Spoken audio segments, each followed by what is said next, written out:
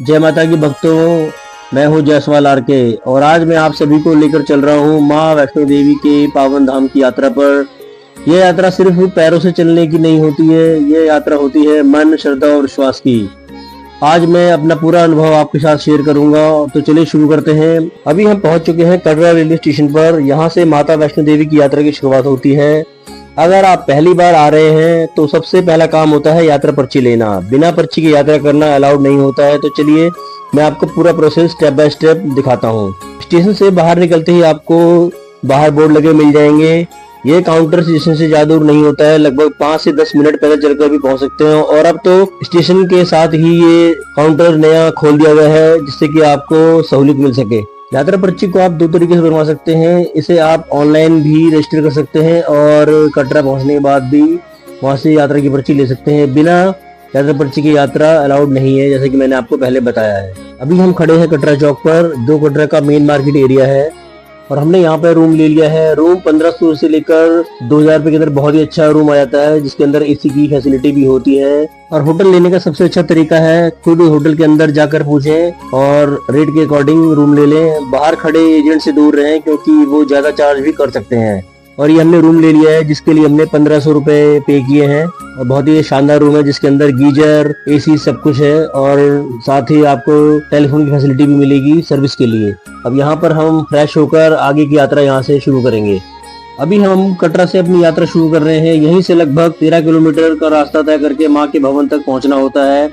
शुरुआत में थोड़ा थकान महसूस होती है, और जैसे जैसे हम जय माता की बोलते हुए आगे बढ़ते वैसे वैसे शरीर में अपने आप ऊर्जा आ जाती है। अब हम पहुंच चुके हैं माता वैष्णो देवी के एंट्री द्वार पर। यहाँ से असली यात्रा की शुरुआत होती है। इस जगह को बाणगंगा दर्शनी द्वार भी कहा जाता है। यहीं पर आपकी यात्रा पर्ची, जिसे हम अभी FRID कार्ड कहते हैं, उसके बाद ही आगे जाने की अनुमति मिलती है। और जैसे कि आप देख सकते हैं नवरात्रों का टाइम है और भीड़ बहुत ही ज्यादा है। दर्शनार्थी काफी भारी मात्रा में दर्शनों के लिए आए हुए हैं। तो यहाँ पे सिक्योरिटी चेक के बाद ही उन्हें आगे जाने की अनुमति मिलती है।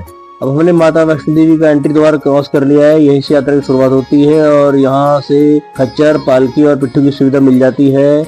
यहाँ पर आपको ऑफिशियल खच्चर स्टैंड मिलेगा। सारे खच्चर साइन बोर्ड द्वारा रजिस्टर्ड होते हैं, इसलिए सेफ और ट्रस्टेड होते हैं। कहीं से भी बाहर किसी भी अनजान व्यक्ति से खच्चर की सुविधा ना लें। मेरे पास समय का अभाव था तो मैंने भी यहाँ से खच्चर ले लिया है, जिसका यहाँ से जो किराया कह सकते हैं 1650 रुपए है, जो कि श्राइन बोर्ड द्वारा फिक्स होते हैं। इसमें कोई भी मोल भाव नहीं किया जा सकता। खच्चर से यात्रा के दौरान बीच बीच में सिक्योरिटी चेक आते हैं, ये पैदल वालों के लिए भी है। तो यहाँ से आपको बीच में से होकर गुजरना पड़ेगा, जिसके लिए आपको खच्चर से नीचे उतरना पड़ेगा और बाद में खच्चर में वापस बैठना पड़ेगा। ये यहाँ से हेलीपैड पे जाने का रास्ता है। अगर आप जल्दी दर्शन करना चाहते हैं तो माता वैष्णो देवी के लिए हेलीकॉप्टर की सुविधा भी अवेलेबल होती है। कटरा से हेलीपैड लगभग 2-3 किलोमीटर दूर होता है। हेलीकॉप्टर टिकट दो तरीके से बुक होती है, ऑनलाइन और ऑफलाइन। लेकिन एक चीज का ध्यान रखें, हेलीकॉप्टर के अंदर हैवी लगेज अलाउड नहीं होता है। इसके साथ सिर्फ आप एक बैग का ही इस्तेमाल कर सकते हैं। हेलीकॉप्टर आपको 7 से 8 मिनट के अंदर सांची छत पर पहुंचा देता है। सांची छत से आगे की यात्रा पैदल होती है, जो लगभग 3 किलोमीटर की है। आखिरकार हम माँ वैष्णो देवी के भवन तक पहुंच चुके हैं। इतनी लंबी यात्रा के बाद जब माँ का दरबार सामने आता है तो बहुत ही अच्छा महसूस होता है। मुझे यहाँ पहुंचने में खच्चर से लगभग 2 खच्चर से उतरने के बाद हम पहुंच गए हैं पार्वती भवन पर। यहाँ पर आपको लॉकर की सुविधा मिलेगी। हमने अपने शूज यहाँ पर और जो भी चमड़े से रिलेटेड सामान था, पेन था, ये सब चीजें आपको यहाँ पे जमा करनी पड़ेगी। यहाँ से आप उसे आगे लेकर दर्शनों के लिए नहीं लेकर जा सकते। इसके लिए आपसे 100 रुपए सिक्योरिटी डिपॉजिट लिया जाएगा, जो कि बाद में वापस कर दिया जाएगा। आज का दिन हमारे लिए और भी खास है क्योंकि इस समय नवरात्रि चल रहे हैं। हर तरफ फूलों की सजावट है। पूरा भवन फूलों से, लाइटों से, रंग बिरंगी सजावटों से सजा हुआ है। हर तरफ बस भक्ति और उत्सव का माहौल है। चारों तरफ भजन, आरती और जय माता की गूंज है। यहाँ पर खड़े होकर ऐसा लगता है जैसे हम किसी अलग ही दुनिया में आ गए हों। नवरात्रि के समय यहाँ बहुत ज्यादा भीड़ होती है, लेकिन श्राइन बोर्ड की व्यवस्था बहुत अच्छी होती है। सब कुछ सिस्टमेटिक ढंग से सिक्योरिटी और वॉलंटियर के गाइडेंस में होता है। इस जगह को को मैंने पहले ही शूट कर लिया था, क्योंकि इस भव्य सजावट को मैं अपनी वीडियो के अंदर मिस नहीं कर सकता था। लेकिन इसके बाद मुझे वापस अपना फोन, कैमरा इत्यादि को लॉकर के अंदर डिपॉजिट करना पड़ा। अब हम लग चुके हैं लाइन। दर्शन प्राकृतिक गुफा के द्वारा भी होते हैं, लेकिन प्राकृतिक गुफा साल में कुछ ही समय के लिए खुलती है, जो कि बड़े ही भाग से उसके दर्शन होते हैं। अन्यथा यहाँ के दर्शन जो नई सुरंग बनाई गई है वहाँ के द्वारा इसके दर्शन होते हैं। ये दर्शन करने के बाद मन तो बहुत शांत और खुश है, लेकिन हमारी यात्रा भी पूरी नहीं हुई है। अब हम जा रहे हैं भैरव बाबा के दर्शनों के लिए, क्योंकि माना जाता है कि बिना भैरव बाबा के दर्शन के बिना यात्रा अधूरी है। ये सामने जो रास्ता दिख रहा है ये ही भैरव बाबा जाने का मार्ग है। आप यहाँ से पैदल भी जा सकते हैं और रोपवे से भी जा सकते हैं, और यहाँ से आपको खच्चर भी मिल सकते हैं। रोपवे का जो किराया है वो 100 रुपए पर व्यक्ति है, जिसमें आने जाने का इंक्लूड होता है। भैरवनाथ पर लंगर की सुविधा भी उपलब्ध है, आप यहाँ से लंगर प्रसाद ग्रहण कर सकते हैं। अब हम पहुंच चुके हैं भैरवनाथ बाबा के मंदिर में, जो लगभग माता के भवन से 2 किलोमीटर ऊपर स्थित है। भीड़ काफी है और दर्शनार्थी काफी मात्रा में उमड़ कर आ रहे हैं। और जैसा कि माना जाता है कि बिना भैरव बाबा के दर्शनों के हमारी यात्रा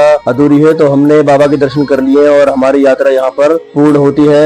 अब हम यहाँ से चलेंगे वापसी की ओर। भैरवनाथ के दर्शन करने के बाद मन बिल्कुल हल्का हो जाता है। यहाँ आकर थोड़ी थकान जरूर होती है, लेकिन दिल बहुत खुश रहता है। चारों तरफ वादियाँ, ठंडी हवाएं और हर तरफ गूंजता हुआ जय माता दी, जय भैरव बाबा इस यात्रा को और भी यादगार बना देता है। इस यात्रा के दौरान आपको जगह जगह जन सुविधाएं की फैसिलिटी भी उपलब्ध होती है। वापसी के दौरान अब हम पहुंच चुके हैं अर्धकुंवारी, और अर्धकुंवारी से कटरा का जो नजारा है बहुत ही सुंदर दिखता है रात्रि के दौरान। और ये सामने आप देख रहे हैं कि शैलपुत्री भवन है, यहाँ आप स्टे भी कर सकते हैं। यहाँ पे आपको डॉर्मेट्री बेड और रूम की सुविधा भी उपलब्ध होती है। वापसी के दौरान हम माँ वैष्णो देवी की पावन यात्रा के सबसे महत्वपूर्ण पड़ाव अर्धकुंवारी पर पहुंच चुके हैं। यह स्थान कटरा से लगभग 6 किलोमीटर की दूरी पर स्थित है और भवन से पहले पड़ने वाला सबसे प्रमुख स्थल माना जाता है। माना जाता है कि माँ वैष्णो देवी ने यहाँ लगभग 9 महीने तक तपस्या की थी, इसी वजह से इसे अर्धकुंवारी कहा जाता है। ये गुफा करीब 70 फीट लंबी है और यहाँ से गुजरते समय भक्तों को बहुत ही अलग तरह की अनुभूति होती है। गुफा के अंदर से निकलते हुए ऐसा महसूस होता है जैसे माँ के गर्भ से दोबारा जन्म मिला हो, इसलिए यहाँ से गुजरना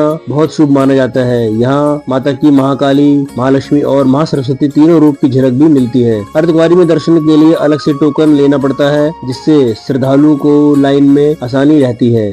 भक्तों की श्रद्धा, माँ के जयकारे, जय माता दी और भक्ति का माहौल इस जगह को और भी खास बना देता है। अर्धकुंवारी के दर्शन के बाद यात्रा आगे भवन की ओर बढ़ती है, जहां माँ वैष्णो देवी स्वयं विराजमान है। लेकिन मैं ये यात्रा पहले ही करके आ चुका हूँ, क्योंकि मैंने यात्रा के लिए खच्चर किया था, तो खच्चर सीधा डायरेक्ट भवन पर उतारता है। वापसी के दौरान हम पहुंच चुके हैं चरण पादुका स्थान पर। यह स्थान कटरा से लगभग 2 किलोमीटर की दूरी पर स्थित है और बाण गंगा के बाद यात्रा का पहला प्रमुख पड़ाव माना जाता है। चरण पादुका के बाद अब हम माँ वैष्णो देवी के पावन धाम से मुख्य द्वार से बाहर निकल चुके हैं। इस यात्रा में जो शांति, भक्ति और सुकून मिला है वो शब्दों में बयां करना मुश्किल है। यहाँ आकर हर चिंता, हर परेशानी जैसे खुद ब खुद दूर हो जाती है। माता के दर्शनों के बाद काफी थकान हो गई थी, तो मैंने रात में स्टे किया और स्टे करने के बाद आज हम आ गए हैं कटरा रेलवे स्टेशन पर, जहाँ से हम अपनी दिल्ली के लिए वापसी ट्रेन लेंगे यहाँ से। और आप मेरे पीछे देख रहे हैं ये वंदे भारत ट्रेन है और हम इससे भी जाने वाले हैं। बहुत ही